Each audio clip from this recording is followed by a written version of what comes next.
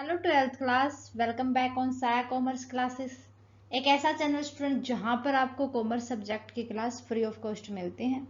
सो twelfth class, आज की हमारी बिजनेस स्टडी की क्लास रहेगी डायरेक्टिंग पे।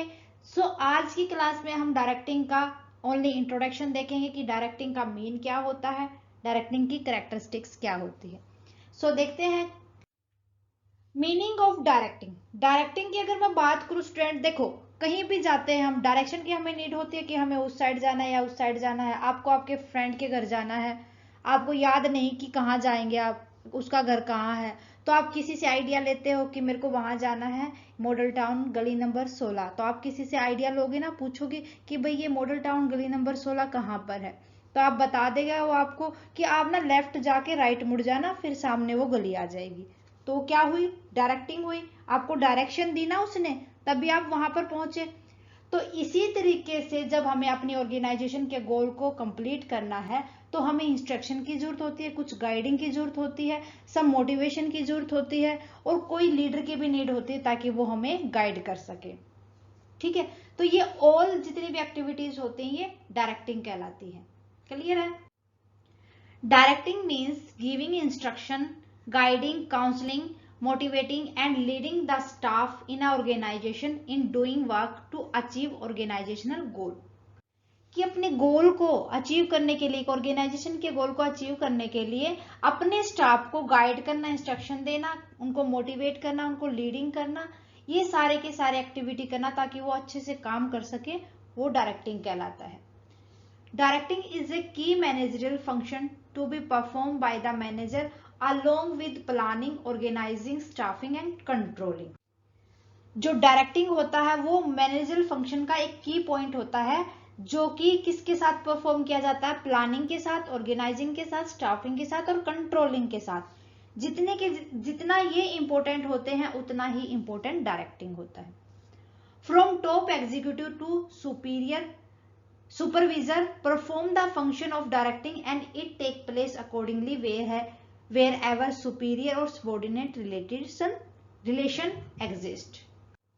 मीन्स जो डायरेक्टिंग होता है वो टॉप लेवल से लोअर लेवल तक एग्जीक्यूट किया जाता है। ठीक है, और क्योंकि जितने भी सुपीरियर होते हैं वो अपने सबॉर्डिनेट को डायरेक्शन देते हैं ताकि वो काम प्रॉपरली कर सके, अच्छे से कर सके। क्लियर है? जो डायरेक्शन होता है, डायरेक्टिंग होता है, वो कंटिन्यूअस प्रोसेस होती है, ना कि एक बार हमने डायरेक्शन दे दी तो फिर हमें नीड नहीं है। ठीक है, ये कंटिन्यूअस प्रोसेस होती है जो इनिशिएट की जाती है टॉप लेवल के द्वारा, और इसका फ्लो होता है bottom through the organisational hierarchy. Means क्या होता है ऑर्गेनाइजेशनल हायरार्की? ये होता है हमारा 1 2 3। यहाँ पर कौन होते हैं? सीईओ वगैरह टॉप लेवल के, यहाँ पर मैनेजर वगैरह मिडिल लेवल आ जाता है हमारा, फिर यहाँ पर एम्प्लॉय वगैरह लोअर लेवल आ जाता है। ठीक है, इस तरीके से top level to lower level direction दी जाती है, डायरेक्टिंग किया जाता है। फिर बात करते हैं हम कैरेक्टरिस्टिक्स की।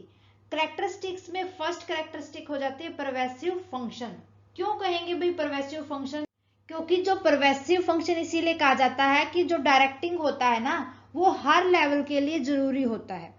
ये नहीं कि जो मैनेजर सीईओ वगैरह होते हैं उनको डायरेक्शन की नीड नहीं होती, उनको भी डायरेक्शन की नीड होती है, वो भी कहीं ना कहीं से डायरेक्शन करते हैं। तो ये हर लेवल पर जरूरी होता है, इसलिए इसको परवेसिव फंक्शन कहा जाता है। Directing is required at all level of organization. Every managers provide guidance and inspiration to his subordinate। कि कोई मैनेजर अपने सबॉर्डिनेट को इंस्पायर करता है, उनको गाइड देता है। सेकंड हो जाएगा कंटिन्यूटी या कंटिन्यूस एक्टिविटी। भाई मैंने अभी बताया था कि ये ना कंटिन्यूस प्रोसेस होती है, हमेशा through the life of organisation ये चलती रहती है।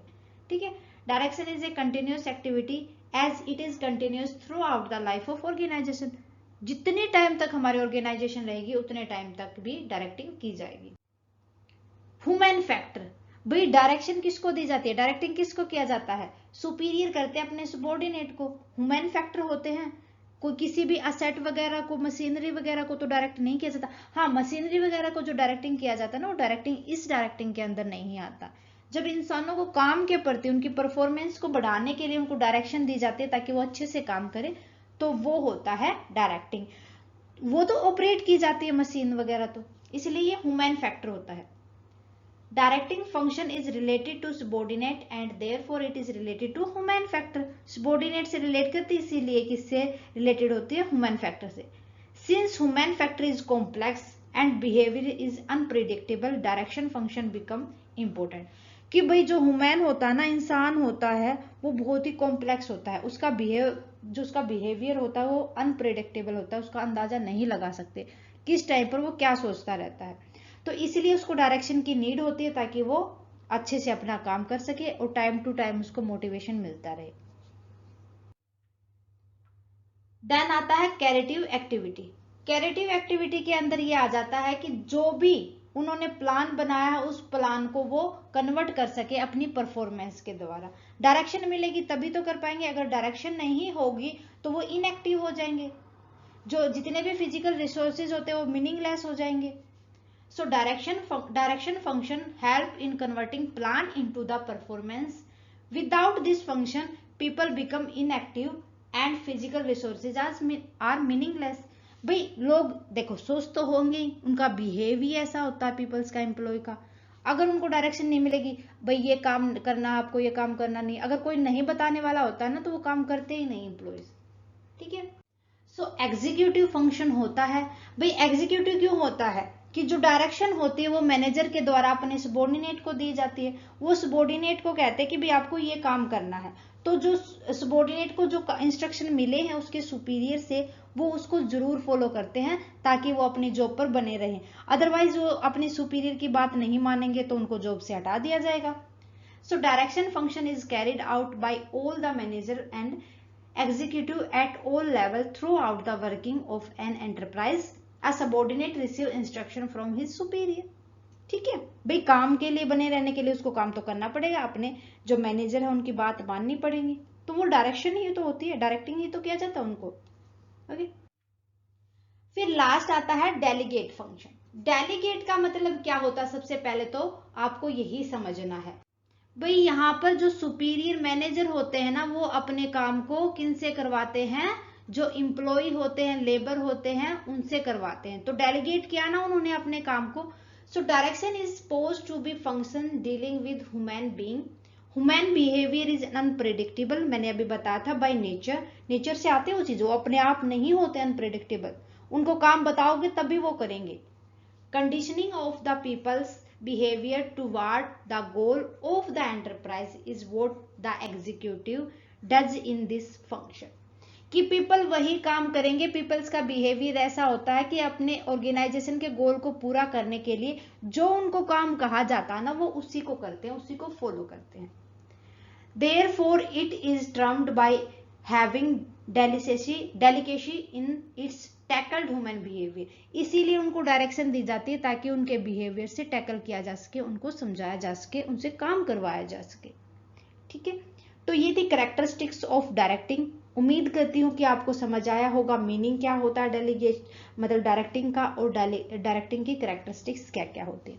सो मेरे ख्याल से आज के लिए बस इतना ही। नेक्स्ट क्लास के अंदर हम डिस्कस करेंगे नेक्स्ट पॉइंट को। सो आने वाली क्लास को बिल्कुल भी मिस नहीं करना है, आज वाली क्लास को प्रॉपरली समझना है।